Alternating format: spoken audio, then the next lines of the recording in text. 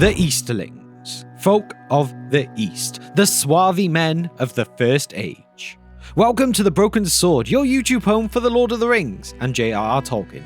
Today we are diving into the group of men known as the Easterlings. So sit back, relax, and let's dive into this. Build me an army worthy of Mordor.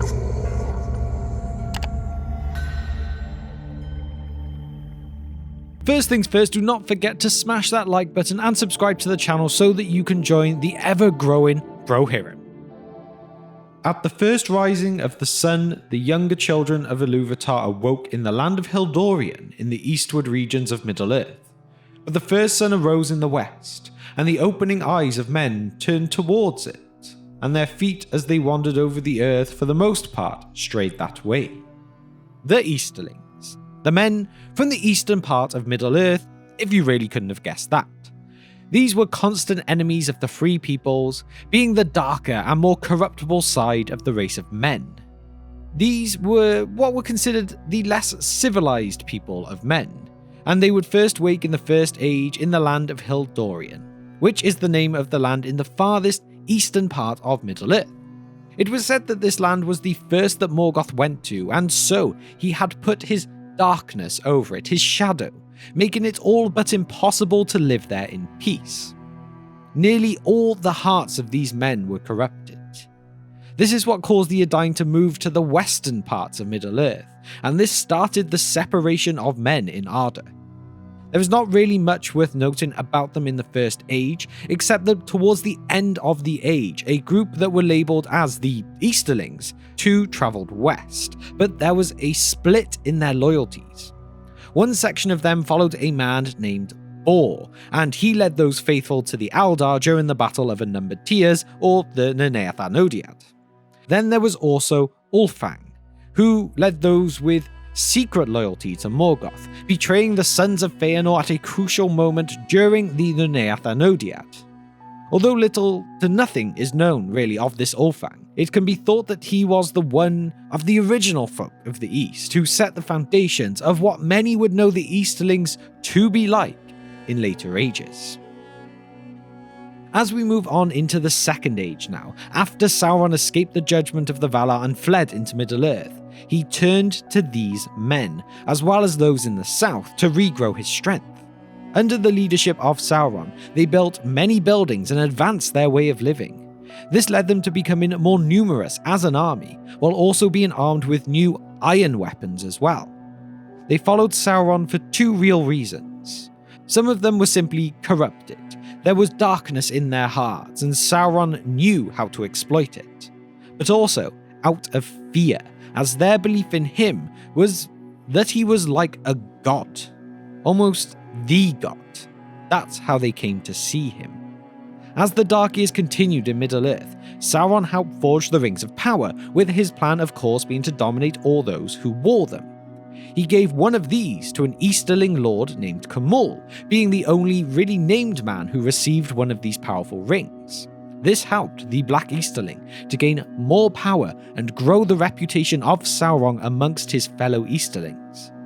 Kumul's power as a lord and sorcerer grew and grew until his will surrendered to Sauron's, and he finally transformed into the Ringwraith that we later know. It was said as a Nazgul he was second only to the Witch King of Angmar at Sauron's side, and that out of all of the other 8, it was he who was the readiest to perceive the presence of the One Ring.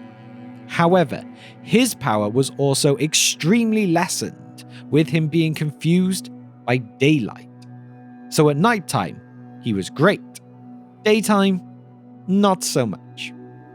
Kumul would also later be known for being in command at the fortress of Dol Guldur and taking control of it in the year 2951 of the Third Age, but that is jumping ahead of us a little bit, as it is also around this time he would be the Wraith that would enter the Shire searching for our as we see in the Fellowship of the Ring. But if you would like to know more about understanding what the Nazgul are and maybe some theories behind them, we do have a few videos diving into these terrifying wraiths on the channel, so please go and check them out if you would like to once you are done here.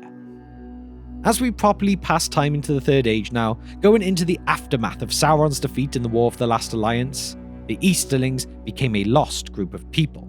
They were considered now more as wild men, and without a leader at their head, the darkness in their hearts grew and they began to fight against each other. According to Appendix B in The Lord of the Rings, it was said in the year 490 of the Third Age that the Easterlings first turned their sights to Gondor with the first invasion of the Easterlings. I mean, it took them nearly 500 years to regroup back to this position. This attack came from the plains between the Sea of Rhûn and the Ash Mountains, though.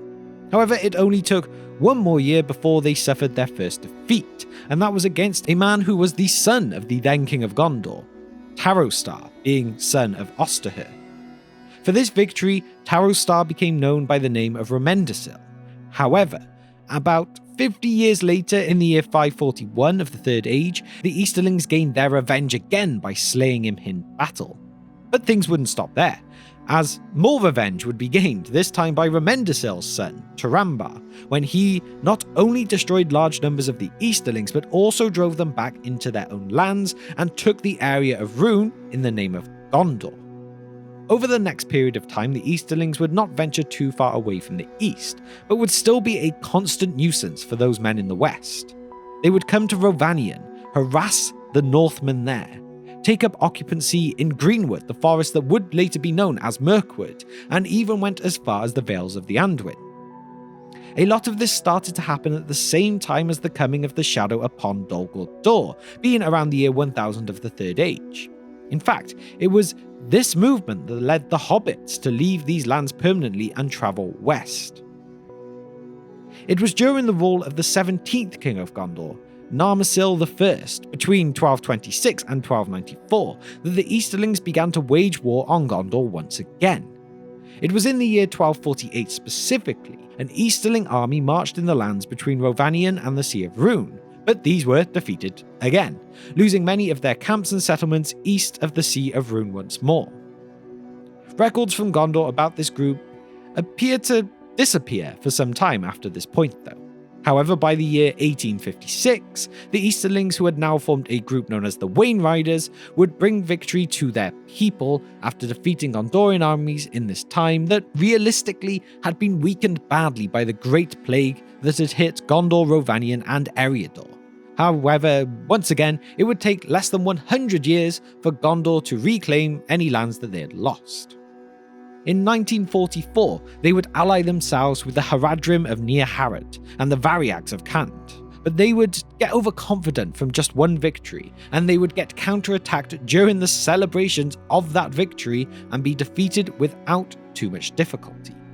The Easterlings and Haradrim may have lost this battle in the end, but they did still manage to leave some damaging effects on Gondor. During the battle, they killed King Onderher and his sons as well.